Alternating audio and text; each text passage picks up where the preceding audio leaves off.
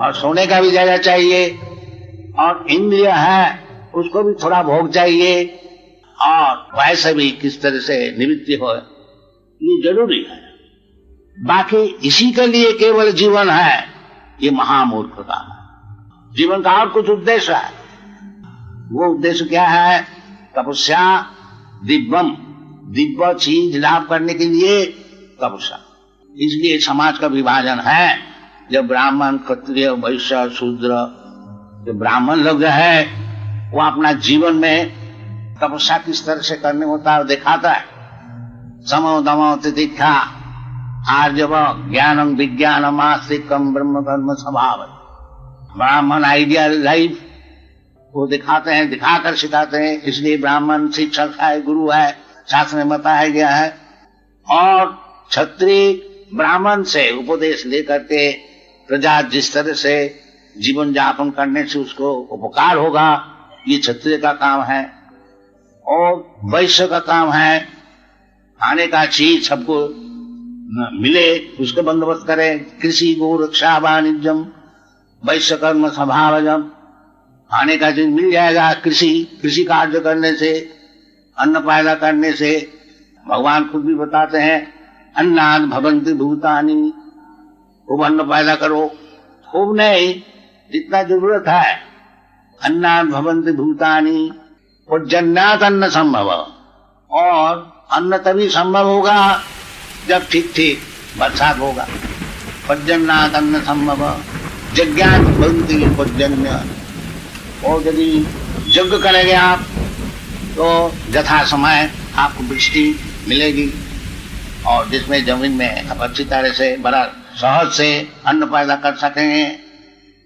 यज्ञात् भवन्ति पर्जन्य पर्जन्यात् अन्न संभव, ये सब शास्त्र में विधि है। सरल भाव से आपको खाने की चीज मिला और आनंद से रहा, और बाकी समय जो हमको मिला तपो दिव्यम, तपस्या करो। ये सिविलाइजेशन, ये सभ्यता। और ये सभ्यता नहीं है कि केवल सुअर का ऐसे दिन भर कहाँ गु है देखो जी देखो जी। This is not civilization. नायक देह देहो हाजांग नीलो के कष्टान, और उसके लिए दिन भर परिश्रम करना, लाव रुपया लाव रुपया लाव रुपया। इदम अब्दा माया लब्धम निदम प्राप्ति पुनर्धनम, ये जो आसुरिक सिविलाइजेशन है। अब तो इतना रुपया मिल गया है, अब इतना और चाहिए, इतना बैंक बैलेंस होना चाहिए। इसी तरह से सारा जीवन सुअत ऐसे परिश्रम करके केवल खाने सोने और संभोग करने के लिए ये जो सभ्यता है ये उचित नहीं है। कम से कम मनुष्य जीवन में ये उचित नहीं है। तपस्या करनी चाहिए, तपो दिव्यम। और कलियुग में वो तपस्या बड़ा सरल, ये आपको जो बता रहे हैं। कलियुग में तो दोष ही है, परंतु एक सुविधा है। वो क्या है? कीर्तनादेव कृष्ण से मुक्त संग परम भज। केवल भगवान कृष्ण का नाम कीर्तन करने से वो मुक्त संग हो जाता। ये जो दोष है कलो दोष निधि, ये दोष से छुट्टी मिली, निर्दोष हो जाता।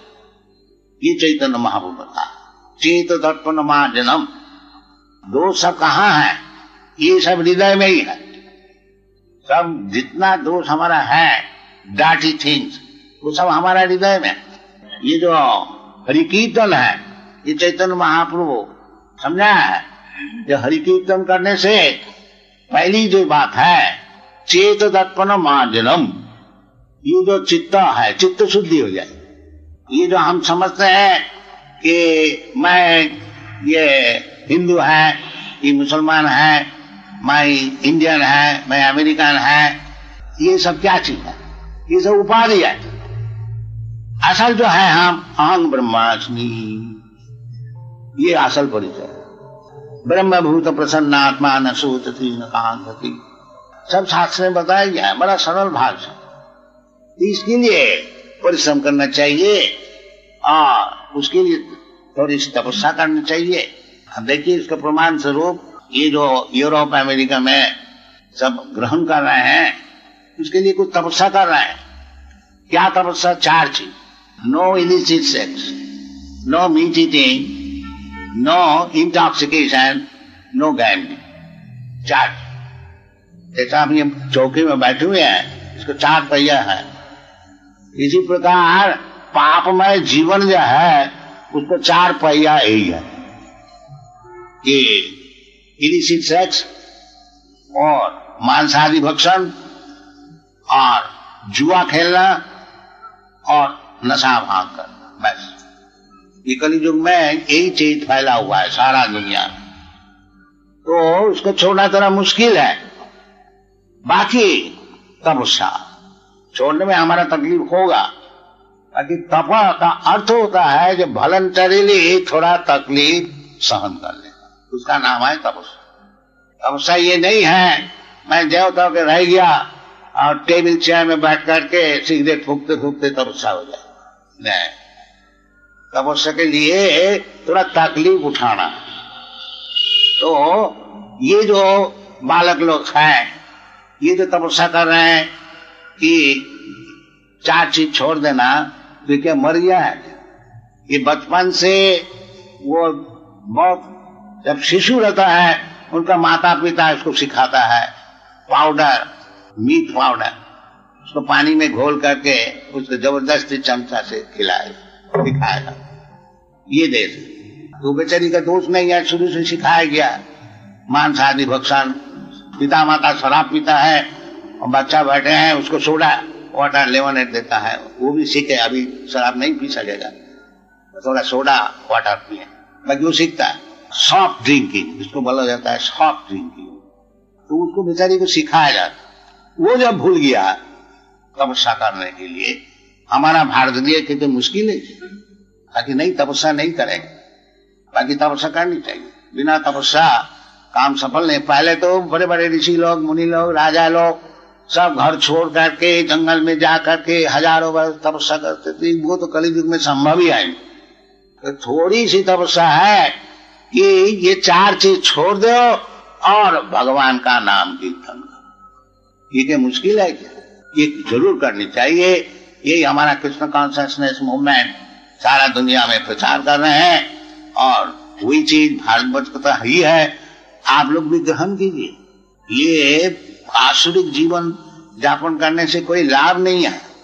इदम अग्गमया लब्धम इदम प्राप्ति पुनर्धनम। आज इतना रुपया है, फिर कल इतना रुपया हो जाएगा, फिर कल और परसों और कुछ हो जाएगा और कुछ हो जाएगा। ये सब होते होते एक दिन जमरा जाएगा, लात मार के सब छीन छान लेकर के जाओ कुत्ता बनो। ये होता है। तथा देहांतर प्राप्ति, जैसा कर्म करेंगे ऐसा शरीर मिलेगा। वो प्रकृति क्रियमाणानि गुणी कर्माणि सर्वस्व, वो तो प्रकृति का हाथ में है। उस समय तो बड़ा साहब होने से कुछ काम नहीं चलेगा। उसको उस समय बड़ा साहब प्रकृति है कि बेटा अब तुम कुत्ता बनो। कुत्ता का तुमको मनुष्य जीवन दिया गया था, उसको तुम व्यवहार नहीं किया, कुत्ता का ऐसा काम किया है कि बेटा अब तुम कुत्ता बनो।